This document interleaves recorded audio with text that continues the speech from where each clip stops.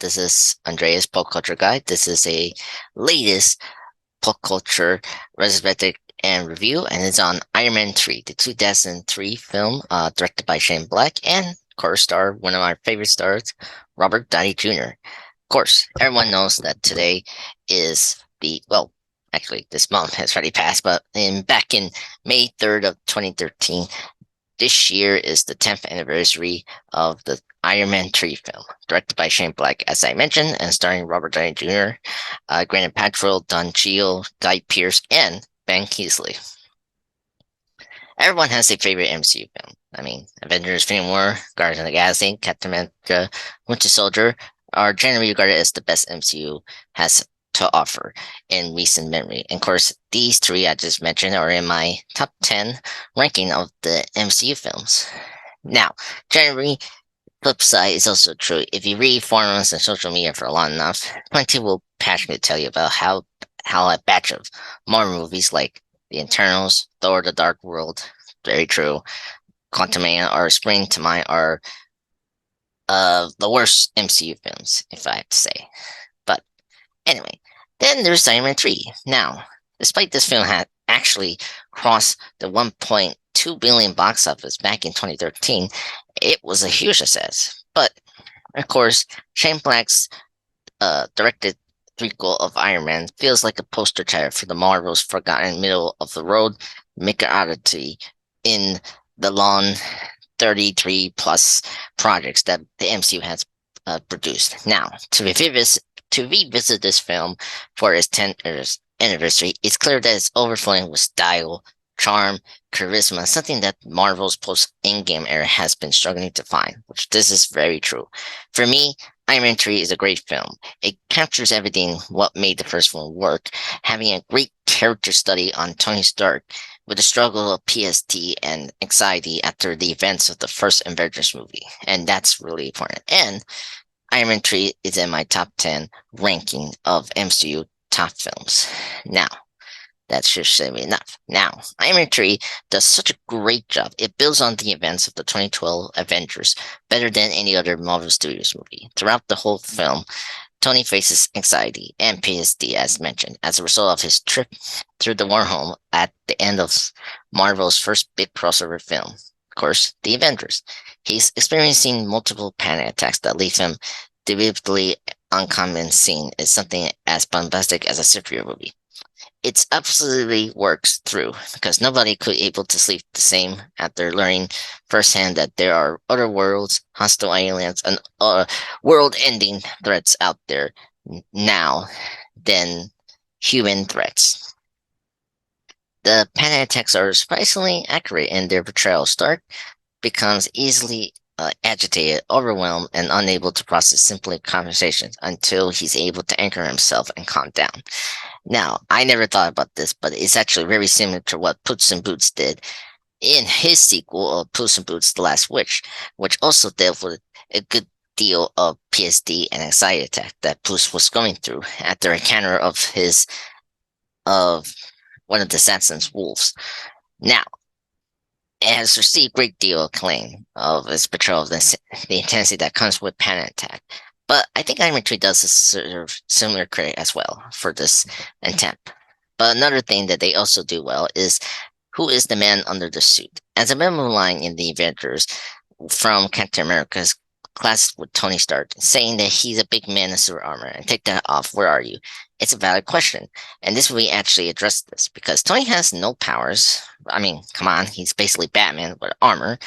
But Iron Man 3 makes a bold decision to have Tony outside of his suit for a good portion of the film, and doing so, it answers Cap's question from the first Avengers week. Even outside of the armor, Tony is an impressive, heroic individual with a mind. Either he's Jerry wielding weapons in a tiny Tennessee town, or sneaking through a gunman-filled compound with only homemade, non-lethal tools. Stark managed to come out on top using only his intellect and wit. This was the movie that proved to the audience that a man in the suit was just as important as the armor itself. which went a long way in further developing Tony's arc ahead of the phases in the MCU and a roller coaster of character testing events that we're going to see him in, of course, in Civil War, Infinity War, and Endgame in Phase 3.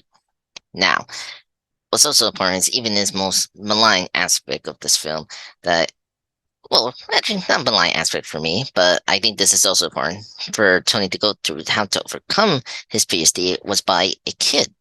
Tony Stark's extended detour with the young protege Harley Kennedy, this is the kid from the Tennessee Six sequence in Iron Man 3, comes off a few gems, namely getting Iron Man back to basics and presenting a more human and inspirational side to the cinematic universe that should soon have his head in the clouds and, of course, which is mean multiverse. But I think Harley is a great important character that helps Tony to overcome his anxiety and really helps ground Tony back again and realize that he's a mechanic. He's able to build things. He is Iron Man. And that's I think one of the most important things to have Harley here. But also another important thing is then there's the Christmas theme that this movie also has. It's been not top of Die Hard as the best festive movie throwdown, but Iron Man 3 has a majority of Shane Black's movie tropes in it in such a good way. Has enough cheer and goodwill to warm the hearts even as biggest superhero Scrooge like myself. Now,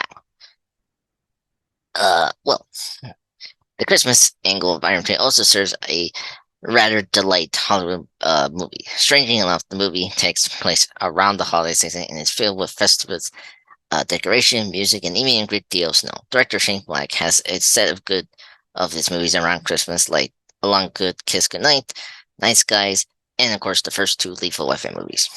It also seems just something he enjoys doing, given that the film follows Tony Stark as he realizes that what is in his life is more important, and the person beneath the suit and the people he loves.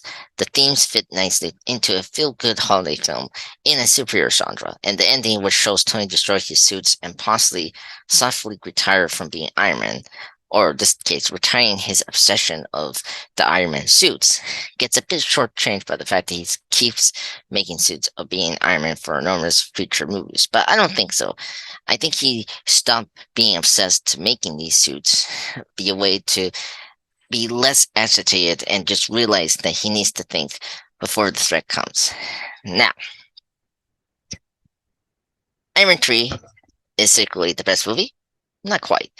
I think Shane Black's superior debut is often messy, overstuffed trilogy capper, but squeezing in Extremis, Iron Patriot, Pepper Potts, The Mandarin, Double Crosses, and President Kidnap Black could easily destroy this movie, but it doesn't.